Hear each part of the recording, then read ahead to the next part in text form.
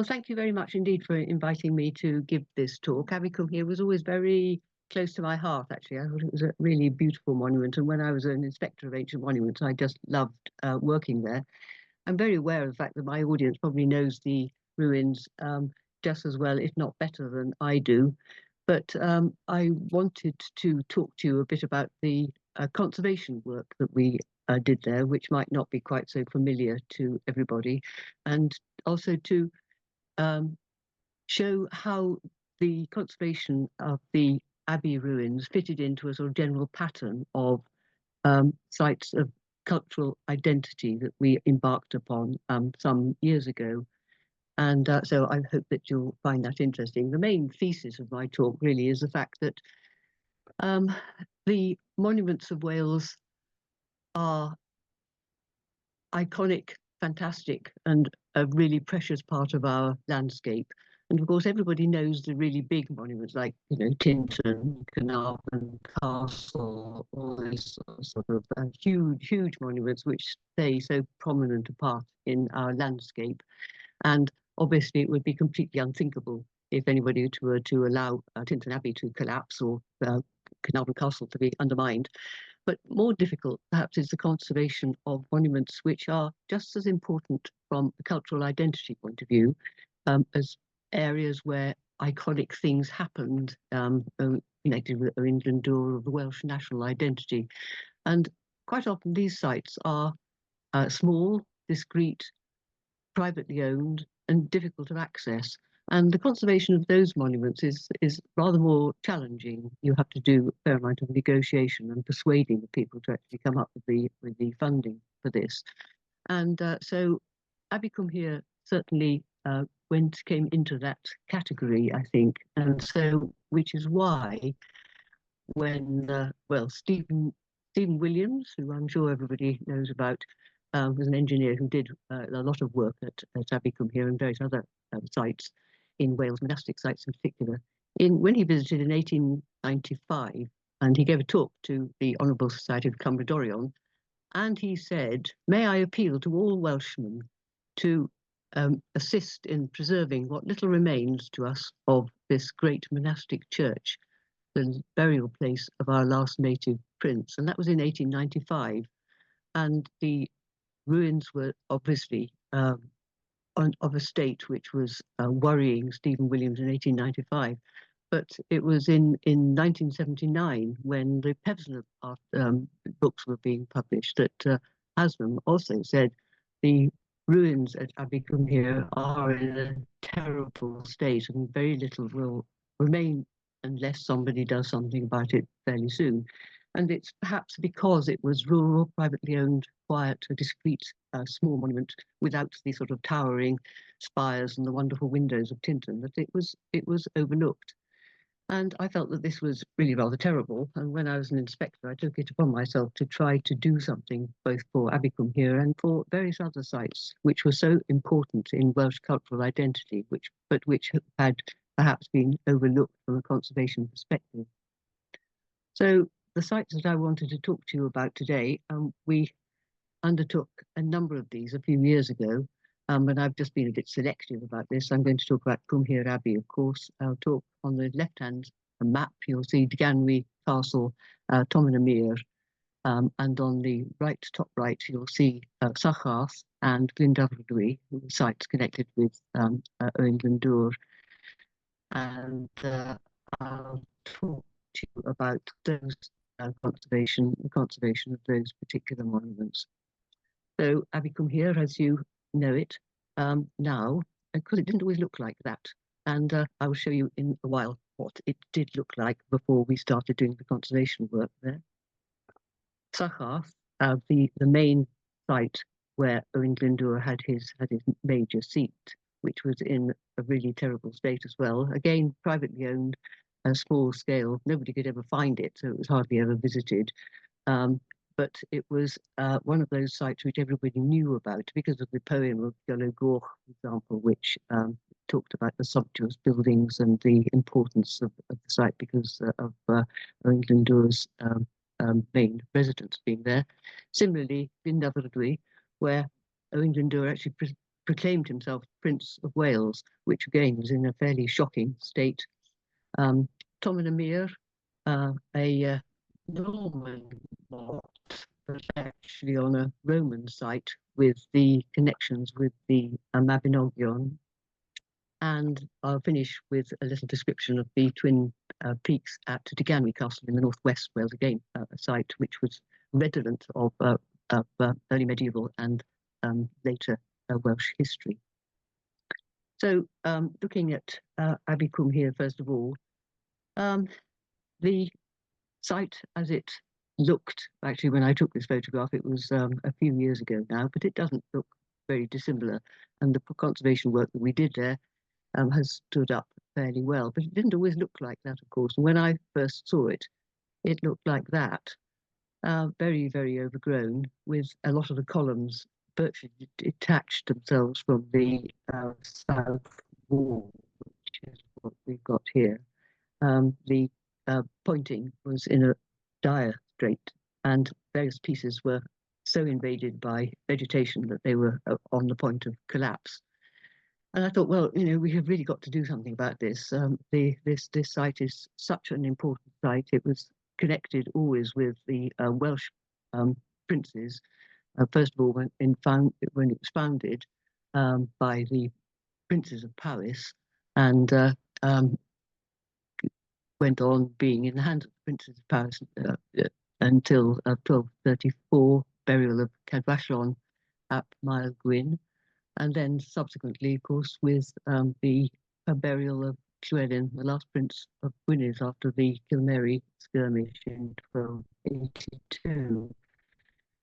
And the monks that from here were always connected with the native cause, so much that they got into trouble occasionally when they backed the Welsh in a skirmish at Hay, when they were penalised, fined, and lost some of their granges to the English crown. And it was also, I think, it sums up Cistercian activities. I think it's far from the concourse of man, as the Cistercian sites were always supposed to be.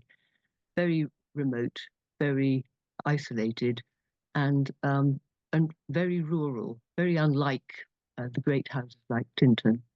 And somehow or other, it always seemed to be sort of symptomatic of the Cistercian ideal at Cwm here. So we thought we really ought to do something about this, and so I went to see the chief executive at the time, who was a very sort of pragmatic man. And I said, "Look, Tom, we have got to do something about this. This is an absolutely essential, iconic site." And after looking at my photographs of sort of broken down walls, and he said, "Are we really sure that we want to be doing this?" And I said, "Yes, we have absolutely got to, because it is such an important site historically." And he said, "Well, it's privately owned and we don't really have the mechanism to do this, generally speaking. We give 50% grant aid, but I said, look, we cannot expect anybody to put 50% of the costs into conserving something like this. It is just impossible. We have got to do it." So he said, "Well, which are the worst bits?" And I said, "Well, the bits with the columns on, which are becoming detached from the walls." And he said, "Oh, all right then." So that's why this rather peculiar photograph, which is when we started, which is part of the wall, which had a particularly fine piece of column on it. And we started work there with lime mortar, which of course you have to protect when you put it in so that it doesn't deteriorate in frosts. And so that was the beginning of the conservation exercise.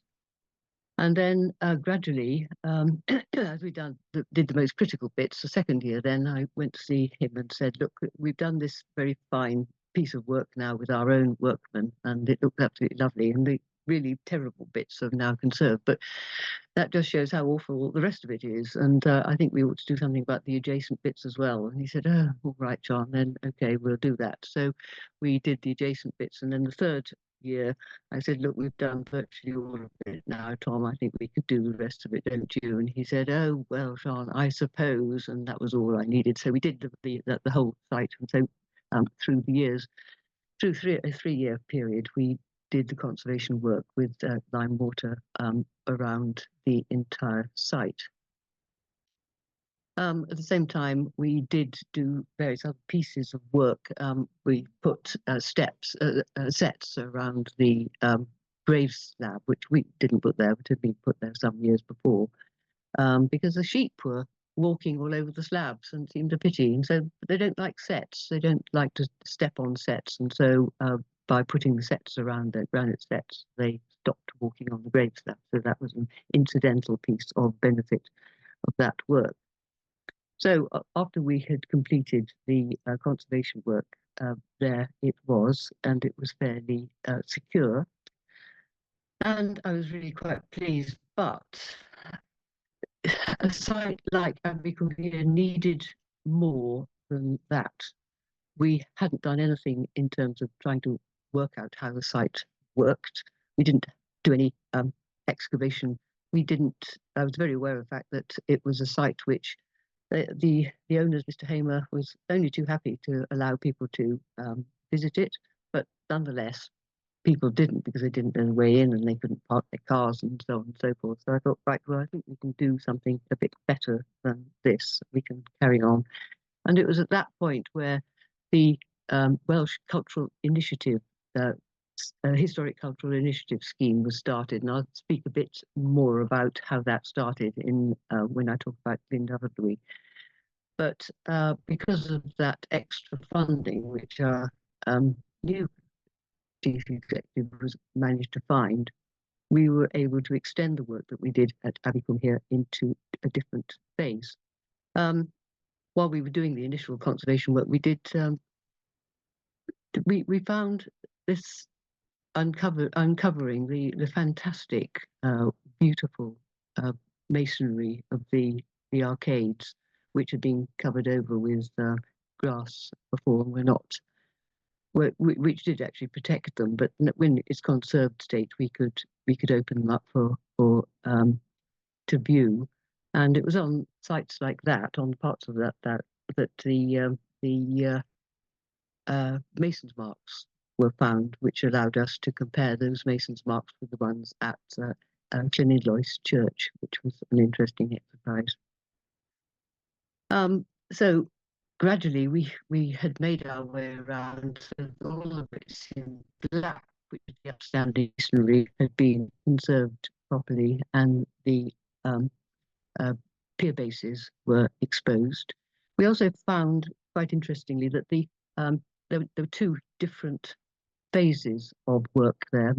Most of it was the 13th century work, which we expected, but there was a bit later, there was the section of walling which goes between the north transept and the south transept, which you can see, which was clay bonded. The rest of it was very beautifully worked, but that was a clay bonded, rather less well built piece of walling.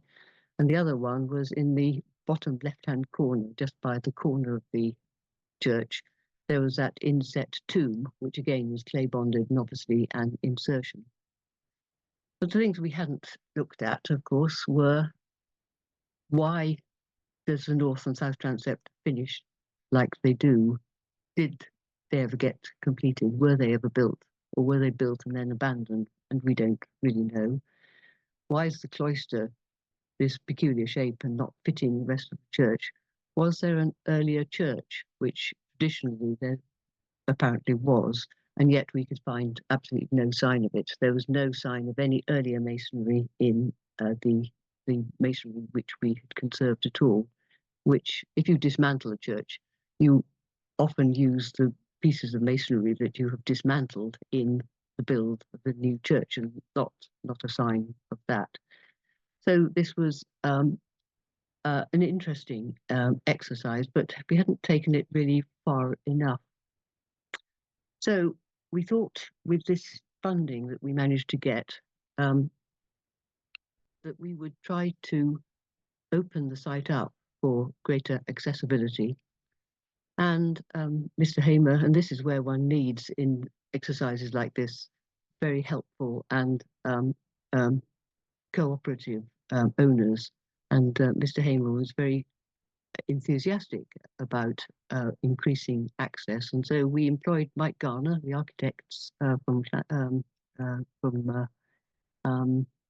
Llandrindod Wells, sorry, Llandrindod Wells, and he drew up a scheme for um, facilitating access. And this is the farmyard that you can see. And he came up with a scheme for a small car park and then the presentation area. So this is the site as it looked in the old days before we actually did any work here. This was the route which we thought it would be a good thing to use for access. So you can see the farmyard on the top left, and then what we felt would be the best route around the side of the home farm, and then through the gate.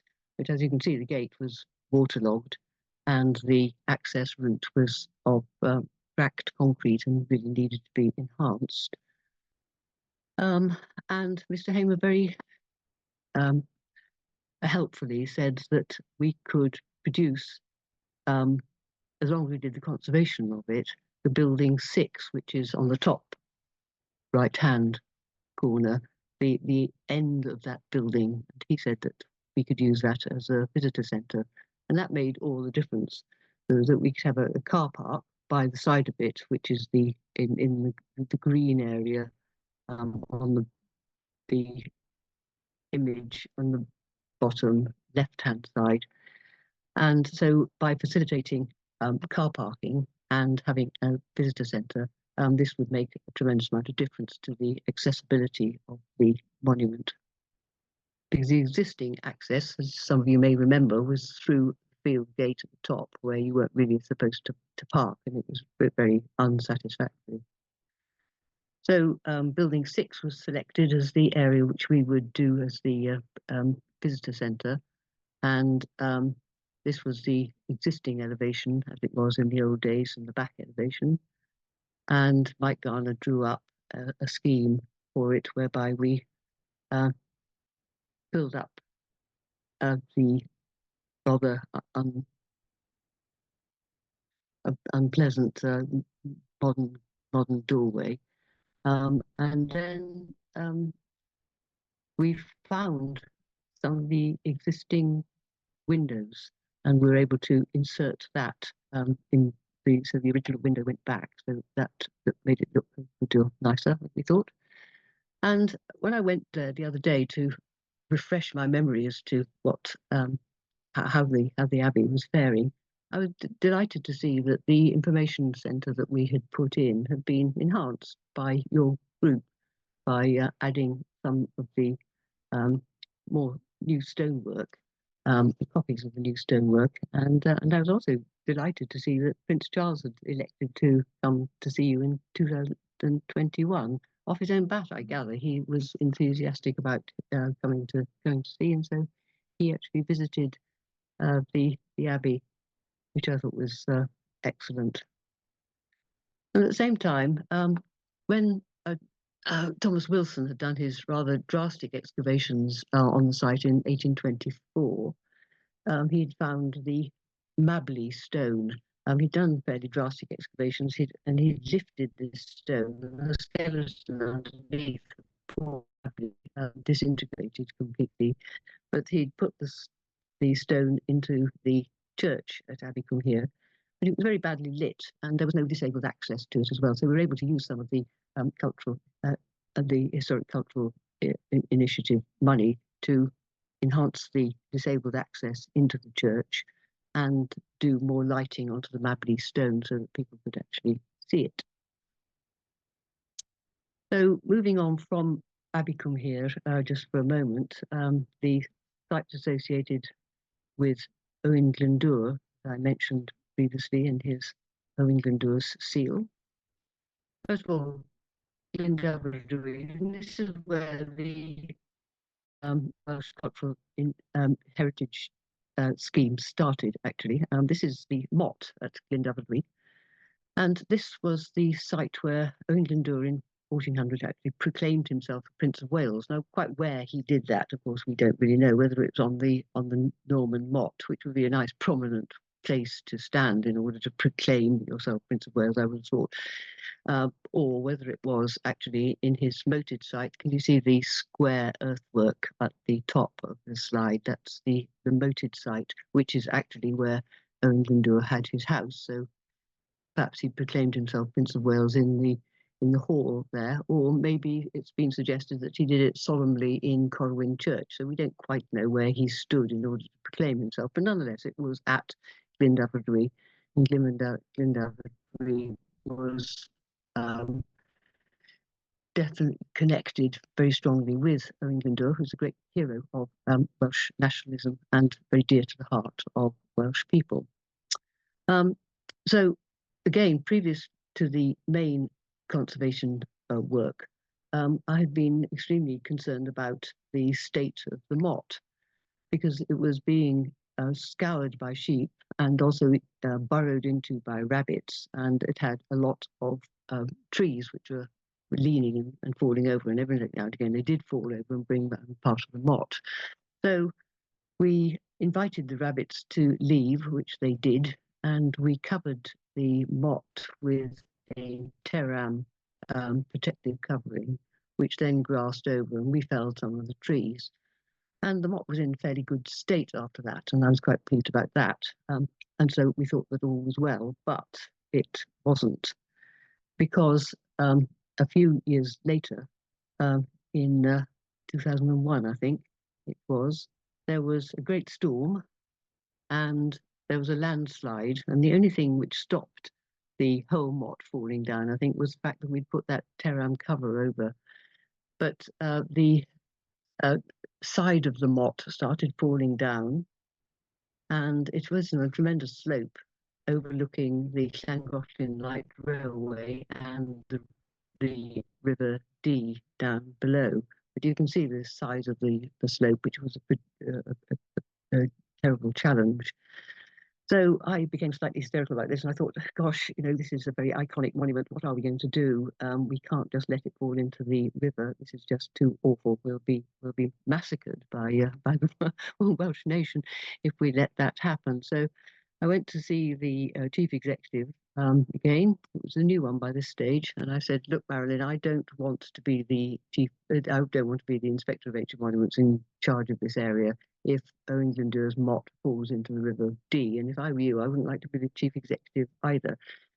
And she said, right, well, leave it with me, Sian. I'll see what I can do. But the months went by and the landslip got worse, and I was getting a bit worried. And every time I saw Marilyn, I would sort of edge up to her and say, any news about Owen Glyndwr? And then after about 18 months, and it took that amount of time, I met her in the corridor again, and she said, don't say anything.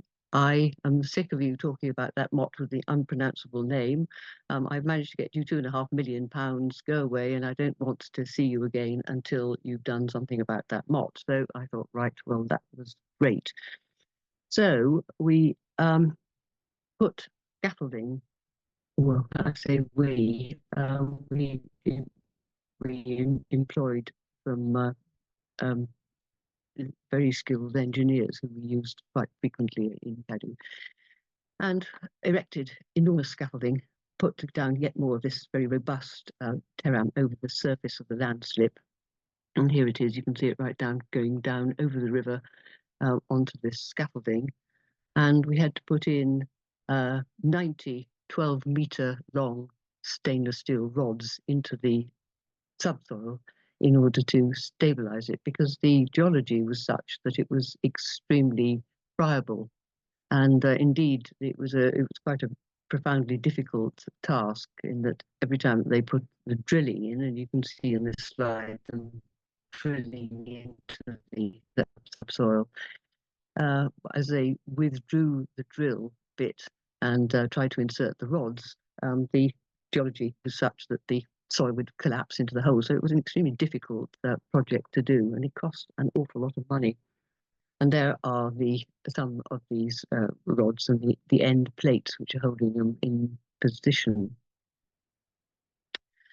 However, it's grassed over, and now it looks really quite stable. And we did it just in time for the celebration in September the 16th of Owen Glyndwr's proclamation of himself as the Prince of Wales.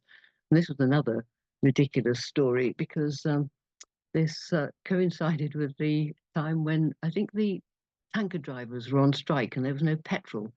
And so having made this uh, the information panel in the workshops in Cardiff, I then had to transport it on the train and persuade somebody to collect me from Wrexham station and then actually put it there. And we just got it there in time before the September 16th celebrations took place. So that was stabilised. And at the same time, we were looking at Sycharth, which was Owen Glyndwr's main residence. Now, this again was a difficult site to access, privately owned by a very benign estate and a very nice tenant farmer who was very happy to help us, but with facilitating access, but really didn't have the funds to be able to, or the expertise to be able to do something about it. The Iolo Goch poem talks about the motte around, the ditch around the motte being water, full of water and being very beautiful and swans swimming on it and all that sort of stuff. But the trouble was that if you look at the bottom corner, both illustrations show how the water in the motte was actually undermining the side of the motte and the also the oak trees which were on the bank. So the oak trees were threatening to fall. And worse still, cattle were attracted to the water and they were coming down and they were tearing the motte to bits as well. So we felt that we really had to do something about this site, it being particularly important from the Owen Glyndwr saga.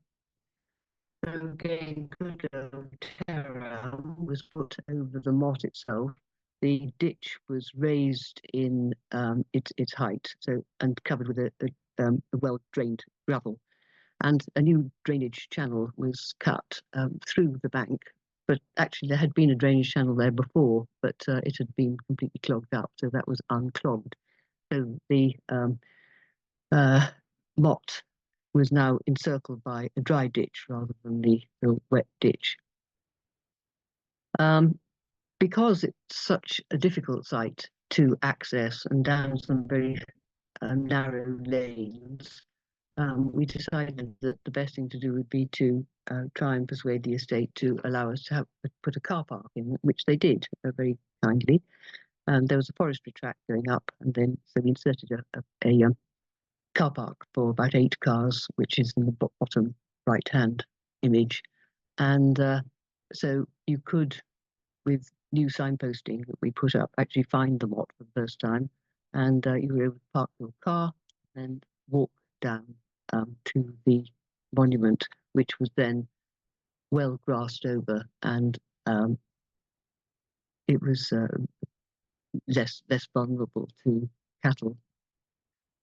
And at the same time, we did some geophysics there, non-intrusive geophysics, which were, because of the geology there, was extremely helpful actually, and showed us the position of the hall, Owen Glyndwr's hall on the top of the motte, which had been found actually by excavation in the 50s by a chap called Douglas Haig, who had found a building but had not excavated the entire thing.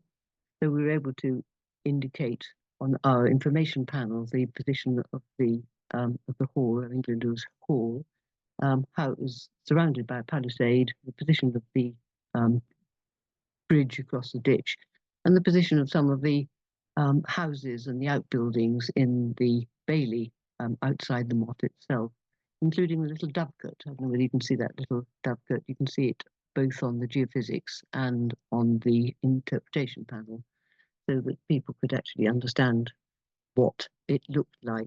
We think it might have looked like in 1400 in Glyndwr's time. So then passing on from that to Tomen-y-Mur. Tomen-y-Mur, as I think I said, was actually a Roman fort, a Roman site, onto which a Norman motte had been placed.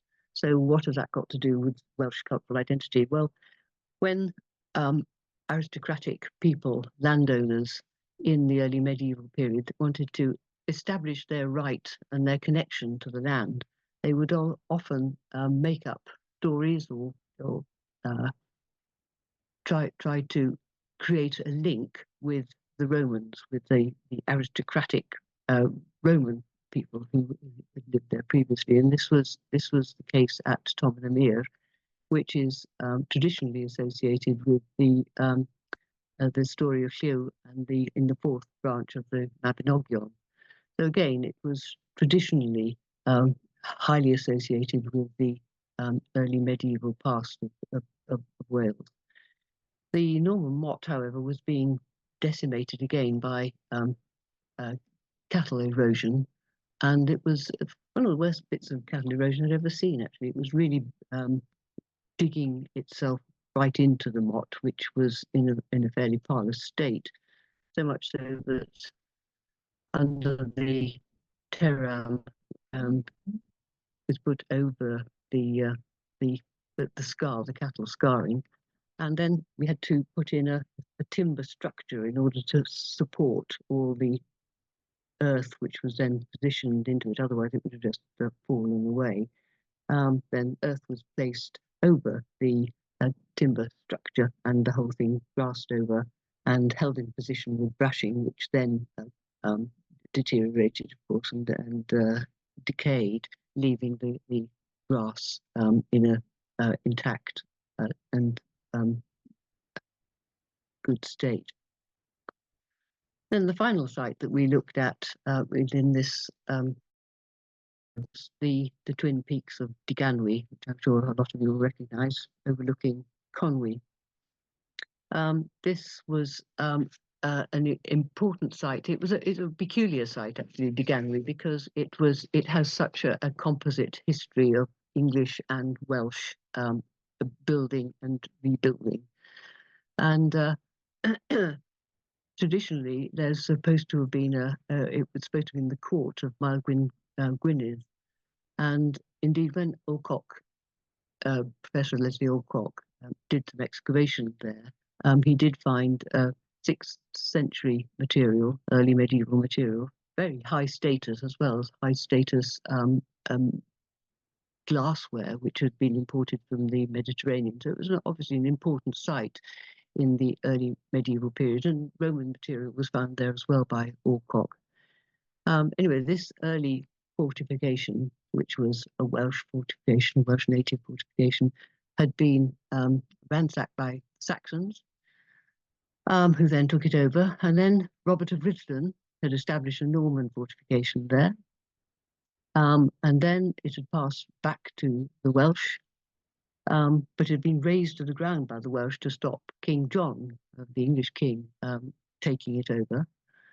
And then Llywelyn ap Gyrwerth had rebuilt it again, but had been razed to the ground again in order to stop the English king, Henry III, taking it over. And Henry III rebuilt it again, and Llywelyn ap Griffith then took it over. And so it had an extraordinary period of building and abandonment.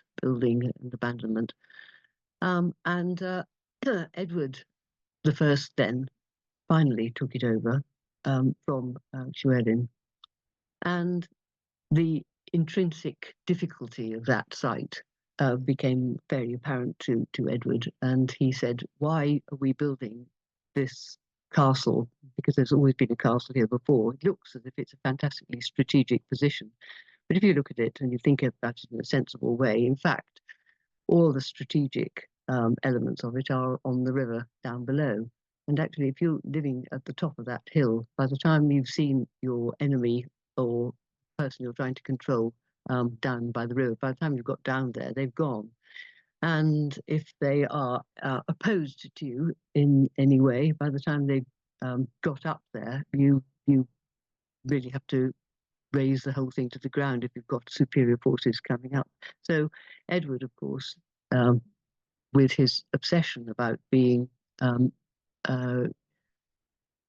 supplied from the sea, put his castle, Conwy Castle, which is the successor castle to Deganwy, down by the side of the river, and the site of Deganwy was then abandoned.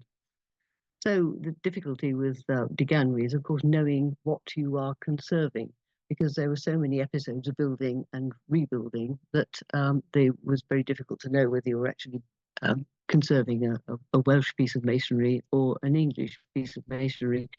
And to the way I've looked at the monuments, I couldn't give a hoot which way, whether it was English or Welsh, to be honest, because it was all part of the history of Wales in this area, this perpetual changing of hands of monuments of this sort, from English to Welsh. It's all part and parcel of the Welsh history of the area. So these, the condition of the monument was absolutely dire. War, which we found, as you can see, it's in a terrible state. Parts of it had fallen down completely. There wasn't an awful lot of it left. Again, privately owned by an estate, and sort of visited because it was open access, but the open access was rather parlous because of overhanging masonry above it, and it was not very orthodox. In the public footpath, I think, didn't go anywhere near the monument, and people would strayed off the public footpath in order to get to the monument itself. So we decided that we should do conservation work here as well as part of this same scheme. And you can see what we were up against. The slope was grim, and the condition of the masonry was grim, and the masonry was right up on the side of the breaks of slope, which was difficult of access. Before we did any work, we did, as ever, do recording work on a stone-by-stone survey of all the masonry before we actually started work there. And here are two intrepid surveyors standing on what seems like a completely a slope which you wouldn't really wish to fall down anyway, and doing their conservation work, their recording work. And the scaffolding was one of the more interesting scaffoldings that I've had to work on, but it was all in a day's work. There we were. And then when we had finished, this is what it looked like. And you can see the corner tower, one of the corner towers in the top, with the section of the curtain wall by the side of it. And you can see a fine row of padlock holes, scaffolding holes on the curtain wall by the left-hand side. And here is the a king's head. It's supposed to be the head of Llywelyn, whether it is or not, it's of course completely uncertain, which was found at Deganwy during the excavations. And while Strata Florida Abbey was not privately owned and was much visited, we did actually do some work there as part of the same initiative, and I thought I'd mention it here because, of course, Strata Florida is connected so intimately with Abbeycombe here, connected by the Monk's Trod, same Cistercian houses. And we did the work on the conservation of the medieval tiles at Strata Florida as part of the same project. So that was the conservation side of things that we worked on. We did think that we ought to try to understand Abbeycombe here a bit better, and so we undertook some geophysics, and we also undertook field survey there using the Clwyd Parish Archaeological Trust to help us with that. And the questions were, which we wanted to try to answer was what remains, if anything, of the north and south transepts? Were they ever completed? Why is the cloister this funny shape and doesn't go with the church? Are there any of the claustral buildings still surviving? And I have to admit that our geophysics was very unhelpful, much less so than the survey work. Because the abbey had been so ransacked, of course it was ransacked at the dissolution, and then it was ransacked during the Civil War when it was a royalist stronghold and held out against and had to be taken by Thomas Middleton, who went on about how it was a strong house and that they had to decimate it. So obviously there had been considerable desecration of the ruins then. Then, of course, it was made into a garden, and the stonework used to build other places. So it had a very checkered history, and so the geophysics reflects that really, that you've got a lot of enigmatic marks in the ground, but trying to identify what they are is really extremely difficult. The work that the Fluid Powers Trust did, however, on the earthworks and the survey was more enlightening, I think.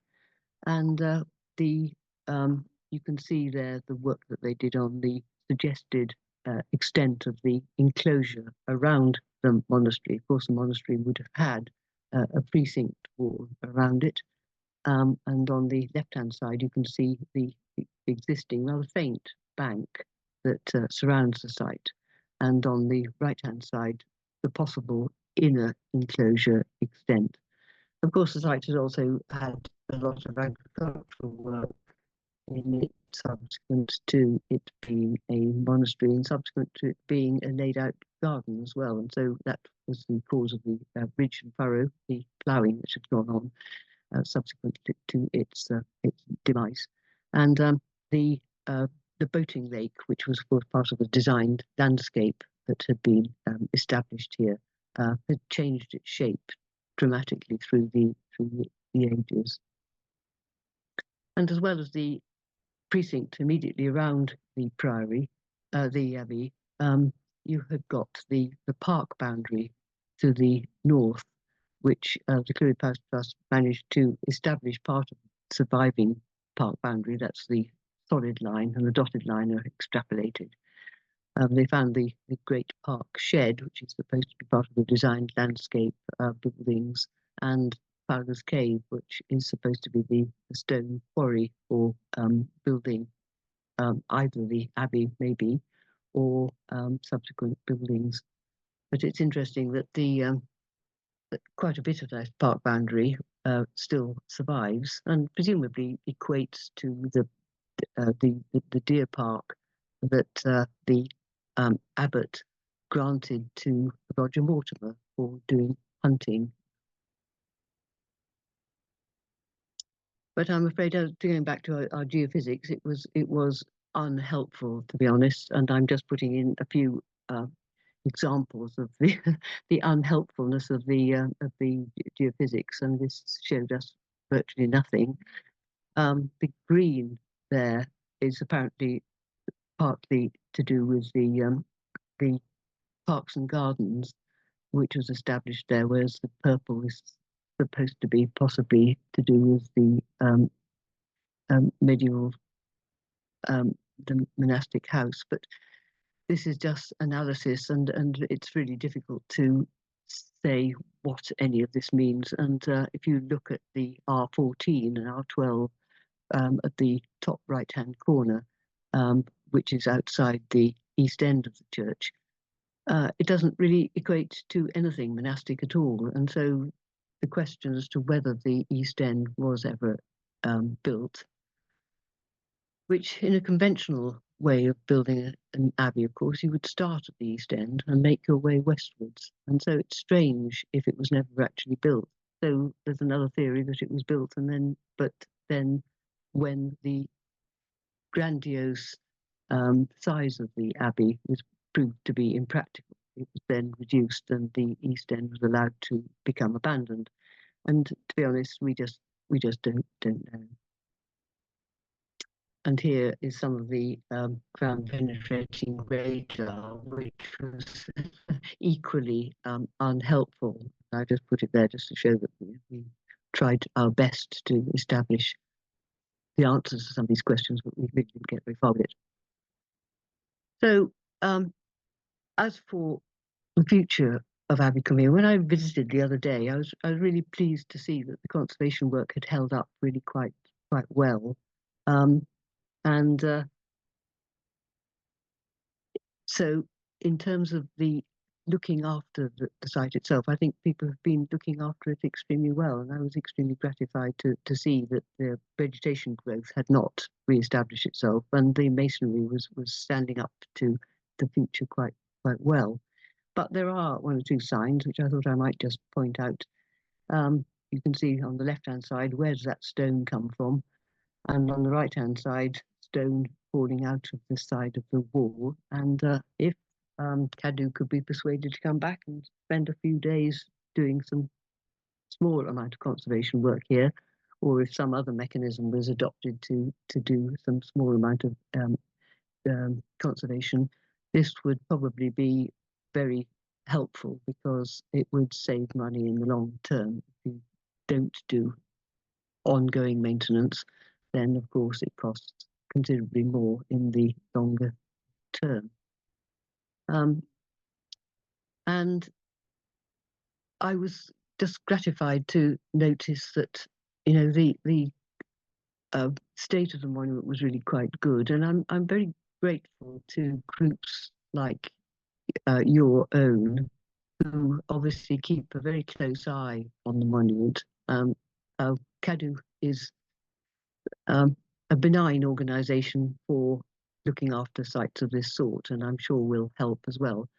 And I myself feel that there is another force looking after it as well, because you see the upstanding piece of masonry at the far right-hand side, and then the leaning tree just beside it. When we just finished the conservation of the monument, there was a storm, and that tree fell down, and it was a double-stemmed tree, and one side of the tree fell on that one side of the piece of masonry, and the other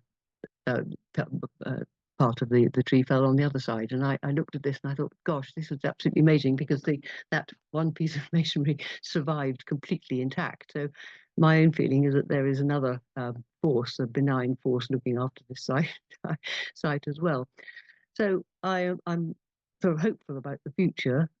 The other thing, which would be, of course, be a wonderful thing to do, would be to do excavation on the east end and some further excavation on the cloister, a bit less drastic, hopefully, than Thomas Wilson's. And it would have to be impeccably done, because it would obviously be an extremely difficult, because of the amount of episodes of destruction and rebuilding that have gone on the site. It would be an extremely difficult thing to do, and it would have to be done by people who really knew their monastic work very well, I think.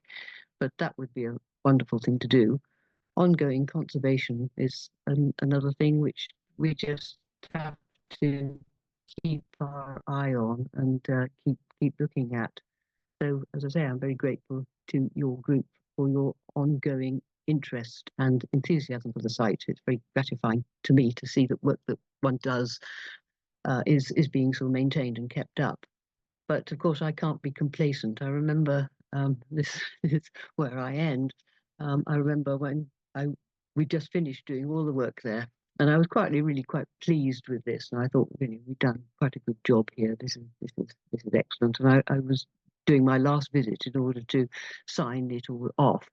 And I was walking along the site, looking down at it from the top of the slope, and some other people coming towards me. And I thought they looked as if they'd just come from the ruins. And I said, "Oh, hello, have you just come from the ruins?" And they said, "Yes." And I said, "What did you think of it?" Feeling rather proud of myself. And they said, "Well, it was very nice, but it could really do with some conservation." I thought, oh, well, there we are. You can't win them all. You can't win them all. Anyway, thank you very much for listening to me. And I hope that this has at least given you some clues to the conservation work that we've carried out here, and how Abicum here fitted into the general conservation project that we did for sites of cultural identity. Thank you very much.